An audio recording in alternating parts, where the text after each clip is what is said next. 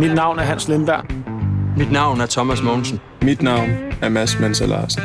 Mit navn er Lars Jørgensen. Mit navn er Anders Eggert. Mit navn er Henrik Toft Hansen. Mit navn er Lasse Svang. Over 4.300 blev i 2013 diagnosticeret med prostatakræft i Danmark. 4.300. Det er 12 mænd. Hver dag. Hver dag dør 3 mænd af prostatakræft i Danmark. Og næsten 300 mænd fik testikelkræft i 2013. Danmark har den næststørste dødelighed i Europa, når det gælder prostatakræft. Og antallet af unge, der rammes af testikelkræft, stiger år for år. Vidste du, at 1 ud af 6 mænd bliver diagnosticeret med prostatakræft i løbet af deres liv? I 2013 støttede Movember en gruppe førende prostatakræftforskere ved Københavns Universitet med 2,5 millioner kroner. Penge indsamlet via overskæg for danske mænd. I år støtter vi også kampen mod testikelkræft. I år, der støtter jeg Movember.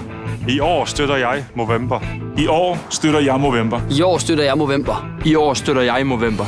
I år støtter jeg Movember. Fra 1. november går vi overskæg. I 30 dage. Vi er med til at sætte ansigt på mænds sundhed gennem Movember.